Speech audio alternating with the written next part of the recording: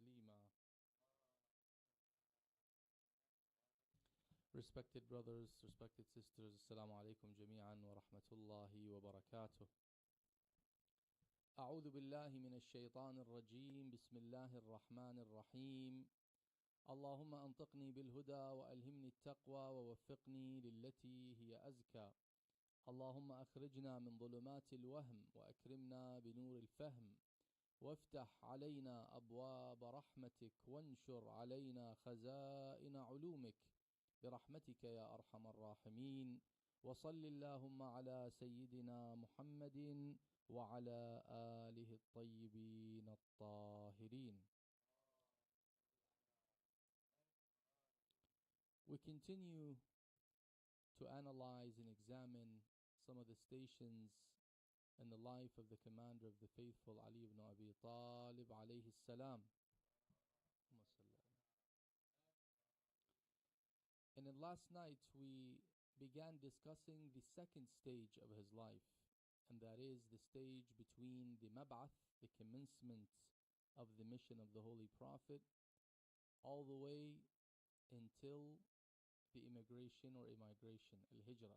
Of course, there's other stations within this stage that we have not yet discussed. We talked about Hadith ad-Dar, the event of Dar, where Rasulullah sallallahu alayhi wa alihi wasallam took the commander of the faithful, instructed him to invite the relatives, the children of Abdul Muttalib, and he asked them, invited them to the religion of Islam, and then asked them who amongst them would support him, and no one stood up except the commander of the faithful alayhi salam. And then of course he was appointed to be the successor and the vicegerent of Rasulullah sallallahu alayhi wa alihi.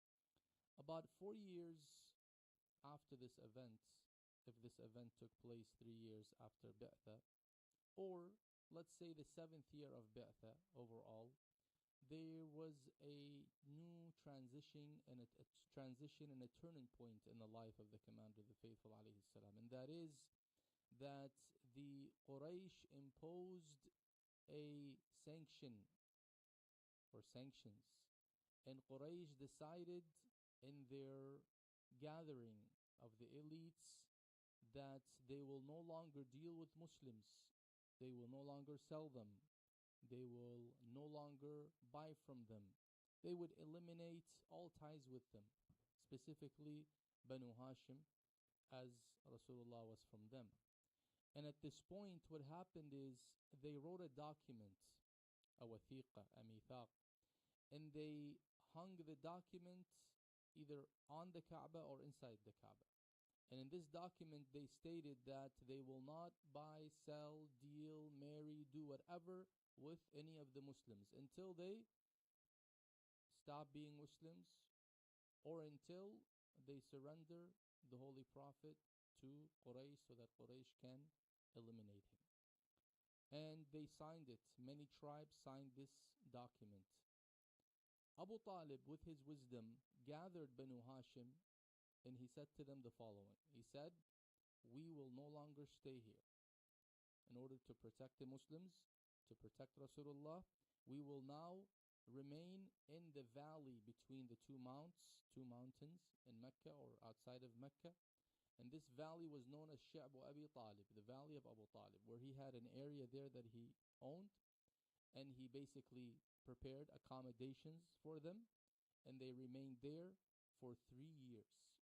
Now in these 3 years, you can imagine the hardships that the Muslims had gone through.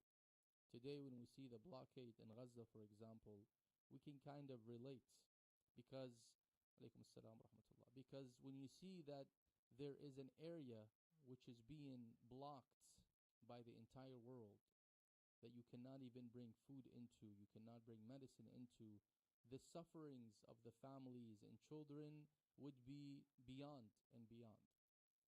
And this is what happened in the Sha'b of Abi Talib, to the extent that Khadija had to spend her entire wealth. Abu Talib spent what he had. Why? Because now the fact that they have been blocked and there's a blockade around them, they now have to go and secretly purchase food at a very, very high price. from those who are even willing to sell. Because, not everyone's going to abide by this document. There are some people that are tempted to sell when you give them double the value or double the price. And one of the roles that the commander of the faithful, Ali ibn Abi Talib alayhi salam, played during that period was that he carried out the buying and the procuring of food from Mecca. He would secretly go inside of Mecca and he would pay to certain people that were willing to sell with a high price, and he would bring food and he would bring it into the Sha'b of Abi Talib in order to help alleviate this blockade that took place. What ended up happening is 3 years down after the stay in Sha'b Abi Talib, Allah subhanahu wa ta'ala had sent down Jibreel to inform Rasulullah that there is a miracle that took place, and that is that Allah had sent an insect, alaykum as-salam, to consume this document as a sign from Allah subhanahu wa ta'ala that this document is an unfair document and that this blockade and siege needs to end. So what happened is Abu Talib took Rasulullah and says, let's go to Mecca. Let's go and face them and tell them what happened. Perhaps this would end the siege and end this blockade. So as they were going to the Darun Nadwa, think of it as a place where the elites meet. Think of it as a central place for those who make decisions in Quraysh. So they went, and as they saw them approaching, they imagined that Abu Talib had given up and now has brought his nephew to surrender him to Quraysh. But contrary to that, of course, we know Abu Talib, the protector of Rasulullah, would never do such a thing. In fact, Abu Talib, one of the main reasons why he moved Banu Hashim to his Sha'b, his valley, is to protect the Holy Prophet from any assassination and from being harmed by the Quraysh. Even more than that, he would instruct his son Ali to sleep in the bed of Rasulullah so that those who come to assassinate Rasulullah sallallahu alaihi wasallam, when there were attempts of assassination, that he would rather sacrifice his son, the Imam alayhi salam, in order to protect the life of the Messenger of Allah, Muhammad sallallahu alaihi wasallam.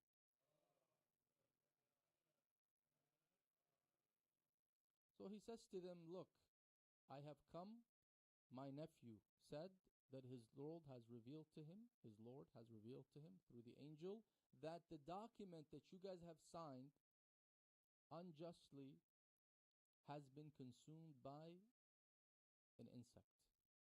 They said, what are you talking about? He says, go check. Because no one would have known. The Prophet has not been inside the Kaaba since then. Abu Talib has not been there since then. So how would he know? So they said, let's check. So they go inside, they check, and they realize that yes, the entire document was consumed except for a very small part, which is the beginning of the document. And the reason it wasn't consumed because it had Allah's name on it. Usually the mushrikeen, when they write documents, they would begin by saying, Bismika Allahum, in your name, O Lord, O Allah. Because they believe in Allah in the end. They believe in Allah. Their problem, as we mentioned multiple times, is that they don't deny the existence of Allah. They don't deny that Allah is the creator. What they do is they associate gods with Allah. Their problem is not kufr, their problem is shirk, polytheism. So here, when they see this, Abu Talib assumed that they would change and they would end this siege and they would end this blockade and they would end these sanctions. Instead, they became even more stubborn and they insisted. But subhanallah, Allah subhanahu wa ta'ala alaykum salam, has a plan. Some of the pagans in Mecca did not want this blockade to continue. Among them was a man by the name of Hisham. So they went and they broke this covenant that they had made. And they removed that blockade and that siege and allowed Banu Hashim to come back and allowed the Muslims to come back to Mecca and to live their lives normally and be able to buy and sell and so on and so forth. But of course, after 3 years of pain, after 3 years of suffering, Abu Talib is now very ill. And Abu Talib now, as soon as they come back from the Shab, he basically departs from this dunya. Abu Talib dies, leaving Rasulullah in grief, leaving the commander commander of the faithful, in grief. A very important pillar in Islam has now left Rasulullah. Soon after, Khadija also became sick and passed away. And this left the heart of Rasulullah, the heart of Amir al-Mu'mineen, the Muslims, with grief. And to the extent that that year was known as the year of sorrow, Amul Huzn. What happened later? What happened after that is Rasulullah is now getting closer to the 10th year of Hijrah. And now Rasulullah sallallahu alayhi wa alihi and the commander of the faithful are being prepared for a new stage, and that is the stage of Hijrah. But before Hijrah, Rasulullah gathered the companions from those who have embraced Islam, including Ali ibn Abi Talib alayhi salam, and established what was known as al-Mu'akha al-Ula, the first establishment of brotherhood. We know that in Medina, Rasulullah established Mu'akha, brotherhood between the Muslims. But many of us have not probably read this or heard of this, that there is a different Mu'akha that happened even before that, in Mecca. In Mecca, Rasulullah established a Mu'akha, a brotherly bond between every two of the companions. According to this hadith, he did Mu'akha between Abu Bakr and Umar, and this is in Mustadrak al-Wasa'il. And he did Mu'akha between Hamza and Zayd ibn Haritha, and between Uthman and Abdul Rahman ibn Auf, and between Az-Zubayr and Ibn Mas'ud, and between Abu Ubaidah and Salim, and between Sa'd ibn Abi Waqqas, the father of Umar ibn Sa'd, and Mus'ab ibn Umair. And now one person was left, and that is the commander of the faithful, Ali ibn Abi Talib alayhi salam, where Rasulullah here says to him, أَلَا تَرْضَى أَن تَكُونَ أَخِي? Are you not pleased to be my brother? In other words, I'm not going to associate you or establish a bond of brotherhood between you and anyone else other than me, because no one is a match to Amir al-Mu'mineen in terms of the status, in terms of the very special rank of proximity to Allah subhanahu wa ta'ala, other than the Holy Prophet. It is Rasulullah and Ali that can be compared and can be brought together as brothers. He says, أَلَا تَرْضَى أَن تَكُونَ أَخِي? Are you not pleased to be my brother? Ali alayhi salam says, Ya Rasulullah, I am pleased. And Rasulullah says to him, you are my brother in this world and in the hereafter. أَنْتَ أَخِي فِي الدُّنْيَا وَأَنْتَ أَخِي فِي الْآخِرَةِ. So you find here that these two very important stations in the duration between the Mab'ath and between the Hijrah, these two stations highlight and show the importance of the role that Ali alayhi salam played. Number one, Ali ibn Abi Talib alayhi salam was the first to announce his embracing of Islam and to announce his full support to Rasulullah sallallahu alayhi wa alihi. And number two, when they were in the Shi'b of Abi Talib, Ali ibn Abi Talib did not bother and did not hesitate in any way, shape, or form to put his life on the line and risk his life in order to prioritize the life of Rasulullah, preserve the life of Rasulullah, and the interest of the Muslims. We said that he would go in secret and risk his life in order to bring food, in order to bring supplies that the Muslims in the valley of Abu Talib needed. And more than that, of course, Ali ibn Abi Talib was known to protect Rasulullah from the children of Quraysh. Quraysh at one point used to send their children to throw rocks at Rasulullah. And Rasulullah, being an adult, cannot come back and fight with children. Not suitable. And this is where Ali ibn Abi Talib says, Ya Rasulullah, wherever you go, I want to be with you. So that any of these children come, I will take care of them. And the children started to fear throwing rocks at Rasulullah because they saw the power of Ali ibn Abi Talib and were intimidated by his responses, to the extent that their parents would no longer send them to attack the Holy Prophet because they were afraid of the response of Ali ibn Abi Talib alayhi salam. This Ali ibn Abi Talib, on a night like this, can no longer stand for prayer. On a night like this, Ali ibn Abi Talib alayhi salam, is now in the moment of departure, in the moments of saying his farewell and giving his wasaya to his sons, to Al-Hasan, Al-Hussein, Abu al-Fadl, Muhammad ibn al-Hanafiya, and the rest of the loyalists and companions. The grief has overwhelmed the home of Amir al-Mu'mineen on the night of the 20th. This is the night where Ali ibn Abi Talib is now suffering from the pain of that wound that took place on the morning of the 19th. On a day like this, in the morning, Ali was struck. And on a night like this, Ali can no longer pray in standing position. Now he has to pray while he is seated. Now Ali ibn Abi Talib alayhi salam is saying his farewell to his loved ones. According to some riwayat, Zainab alayhi salam was near him. As she's crying and weeping, in one of the ahadith, she says, Ya Amir al-Mu'mineen, O father, I heard Ayman once, the wife of Rasulullah, talk about Karbala. Talk about what happens to us when we go to Karbala. You know, the story of Karbala and the tragedy of Karbala was foretold by Rasulullah. Rasulullah had mentioned it to his wife Salama, mentioned it to Ayman, has mentioned it to Ali ibn Abi Talib alayhi salam. She says, Ya Rasulullah, Ya Amir al-Mu'mineen, I want to hear from you.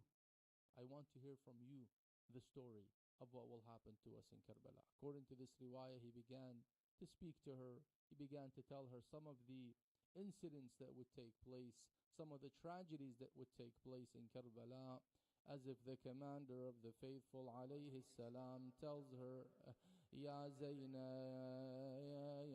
I can see you walking in the streets of Kufa as a captive with your sisters and the women and children.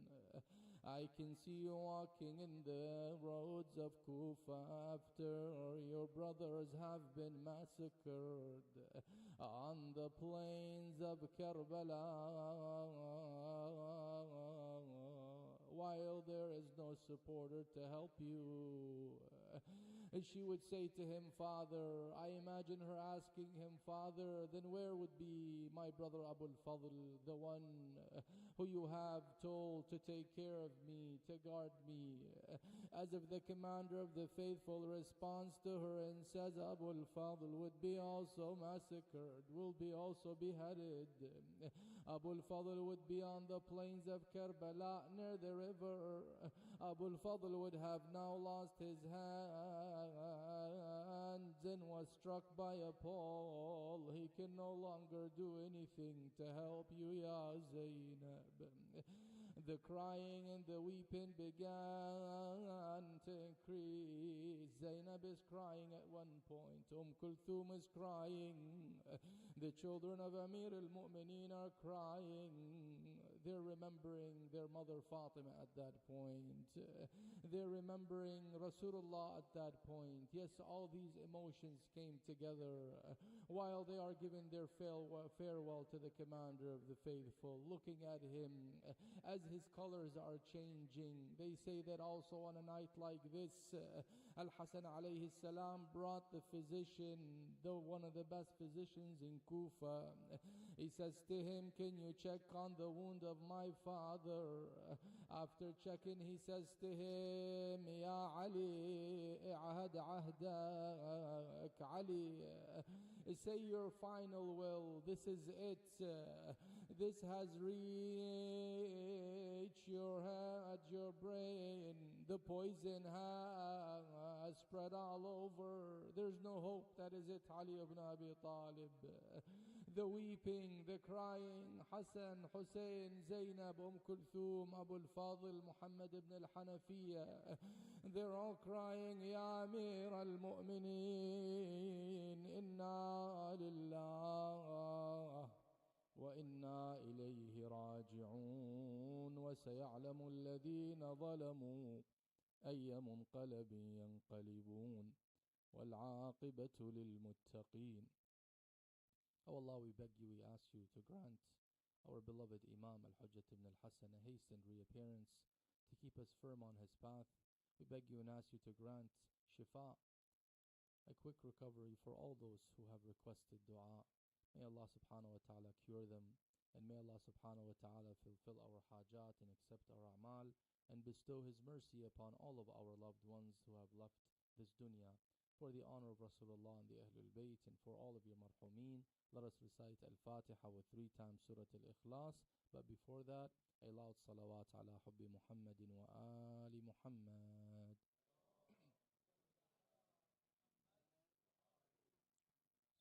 أحسن الله عليكم أحسن الله عليكم جميعا.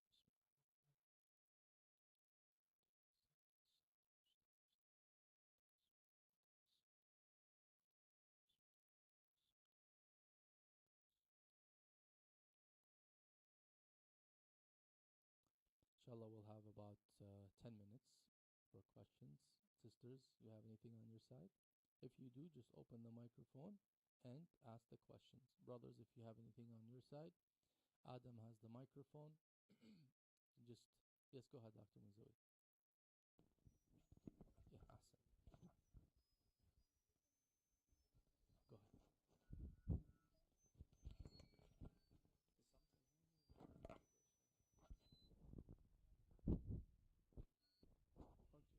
Go ahead. Alaikum the salam. question is not related to tonight, It's of okay. course, but so the Prophet brought the Islamic rules, the sin, and so if assuming he says something is haram to do, Mm, if he does it himself, astaghfirullah, that mm. the sin is bigger because he supposedly he should know better, right? Of course. Yeah. Of course. He wouldn't do it, yes. Of course, that's why he says astaghfirullah. But the point I'm going to make is this: when when we are told not to do this by Allah, we do it; it's a sin. Mm. And Adam and Eve were told by Allah not to go near that tree. Mm. How come that's not a sin and it's just a mistake? Ahsan, ahsan. Very good question. So this is with regards to when Allah subhanahu wa ta'ala commands or instructs a person, whether it's a prophet, an imam, or anyone, that you cannot commit this violation, and they commit this violation, that would be considered a grave sin, especially when it comes from a person who is closer to Allah, a person who has been chosen by Allah. So how do we explain how Adam alayhi salam went on and accepted or basically was tempted by Satan and went and ate from the tree that he was prohibited from eating from? This is where our ulama, in order to reconcile with the concept of isma, they have explained, and we have a hadith to speak to this as well, that the command was not a Mawlawi command. It was not an obligatory command. It was rather an instruction to an action that has repercussions. The same way when a doctor tells you, do not consume this food, it will not be good for your health. They say that this was not a Mawlawi command, because we have commands that stem from Allah's position of authority, and there are instructions that don't stem from Allah's position of authority. They rather stem from what is known as irshad, guidance to certain outcomes and effects. It's like saying if you go outside right now without wearing enough clothes, you might catch a cold. So when Allah says if you eat from the tree, you will be taken out of this beautiful garden, He's not saying that if you eat from this tree, you have violated my amr, my special command, and therefore you're deserving of ma'siyah, deserving of sin. And this is where the ulama conclude that it wasn't a sinful act, it was rather a violation of the awla, what was better. In other words, you have two options. One option is to avoid eating from the tree so that you can stay in this beautiful garden. Option two is if you choose to eat from this tree, then you're going to lose that privilege. Losing a privilege doesn't amount to sin, because if you sin, you don't lose a privilege. Alaykum assalam. When a person sins, Allah subhanahu wa ta'ala throughout the Quran doesn't say that when you sin you lose a privilege. It says when you sin, you earn the wrath of Allah subhanahu wa ta'ala. Sinning usually calls for uquba, for punishment, for wrath. And Allah subhanahu wa ta'ala in the story of Adam did not mention anything about punishment. He didn't say, for example, and you will be from the dwellers of hell if you do this. He didn't say, for example, and you would have earned my ghadab. No. All he says is, فَتَكُونَا مِنَ الظَّالِمِينَ. And we said the dhulm in the past and other previous lectures, dhulm doesn't mean the dhulm that we understand today as oppression, because dhulm is a very broad concept in Islam. Dhulm is to place things where they don't belong. If I place, for example, something that is very heavy on a very small table, and it breaks it, they say that you have done an act of dhulm. It's not a haram dhulm, but it's doing something that is not necessarily the right thing to do. Placing things where they don't belong is dhulm. So there, in this instant, when a person like Adam alayhi salam eats from the tree, he has done dhulm to himself by placing what doesn't belong in a place other than where it belongs. In other words, wisdom necessitated that in this point he should not eat from the tree in order to preserve the the luxury that he has in this garden. Instead, he went and ate from that tree and lost that luxury. So therefore, he has done dhulm to himself in this regard. The other aspect of this is that the Adam alayhi salam was not even in the realm of taklif. They say the realm of taklif has not yet begun. And this was just a head start, as we say. A head start to taklif. It wasn't the actual taklif yet. Yes, like a head start, like a kindergarten. Some ulama actually even say that. This was like a kindergarten, meaning that he has not yet been in the realm of taklif. When the realm of taklif started, this is where now he has to abide, he has to follow, he has to avoid the prohibitions, and so on and so forth. But because he's not in the realm of taklif, then it wouldn't be considered a haram violation if he were to eat or consume that tree. These remain the explanations in order to preserve the concept of isma. No. Go ahead. Does anyone have a question? I have a follow-up. So I just wanted To quickly... do the follow-up, yes. I just quickly wanted to say, so I probably misunderstood the story.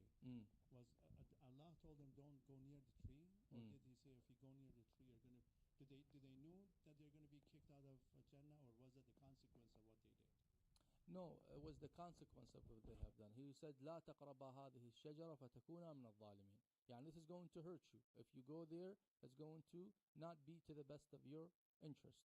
And even when Adam justified what he did, he says that I did not imagine that someone would come to me and make an oath, say wallahi billahi tallah, like a very strong qasam, that if you eat from this tree you will be eternal. I did not ever imagine that someone would lie to me.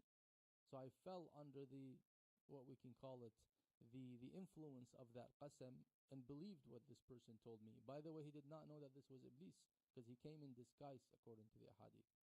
Ahsantum. Yes, Dr. Haj Hamid. Assalamu alaikum. Alaikum salam wa rahmatullah. We recite the supplication of Imam Ali. In one part of it, if I remember correctly, it kind of alludes to an ayah in the Quran that talks about the day of judgment, that some people are willing to sacrifice their near and dear to kind of save themselves. That kind of paints a very scary picture in my mind, and then the concept of Allah being Rahman and Rahim. So how do we reconcile this dichotomy of things being so scary that you're willing to sacrifice your son or daughter or near one versus Allah's mercy? Now, there is no one will be a sacrifice for anyone on the day of judgment, right? Perhaps what this is referring to is the holy verse in the Quran that talks about يَوْمَ يَفِرُّ الْمَرْءُ مِنْ أَخِيهِ, right? When a person there says, I just want to save myself, because Allah would not accept sacrifices on that day. You can't say, here, take my son and I'll be saved. No one will take the responsibility of anybody else. Everyone would be responsible for their own. So therefore, this is just saying that one has to be very careful not to rely on anything on that day, except, of course, the mercy of Allah subhanahu wa ta'ala and their righteousness. Of course, the mercy of Allah would still manifest, because we have different stations of mercy that will manifest on the day of judgment. One of them being the station of shafa'ah, the station of intercession. One of them being the mercy that Allah will bring down and select those who are worthy of it and grant them forgiveness, even be without shafa'ah. So there is a lot of room for mercy. But at the same time, there's warning that one should not rely on that and say, you know what, I'm just going to rely on the mercy or shafa'ah, and I'm not going to do anything, good in this life and have good deeds because I'll just, depend on the mercy. This is where the common misunderstanding is that some people think you may use your wealth, you may use your children, so Allah is saying none of that would help you. No wealth, no children, no parents, no relatives can lift the responsibility from you or take the punishment on your behalf. So really, it doesn't conflict with the concept of Allah's mercy and the rest of the manifestations of that mercy that would take place on the Day of Judgment. Ahsantum. Ahsantum. Inshallah. Sisters, anything on your side? Go ahead. One last question from the sisters and we'll conclude, inshallah. Alaykum assalam wa rahmatullahi wa barakatuh. This isn't related. This is what? This isn't related to anything that we were talking about. It doesn't have to be related, it's fine. But one of the sisters asked when we are praying, Allah knows what our intentions are and what salah we're praying. So why do we have to say salatul subh again? Oh, very good. So in terms of salah, this is a good question. In terms of salah, we are not required to say the intention out loud. We're not even recommended to do so. The intention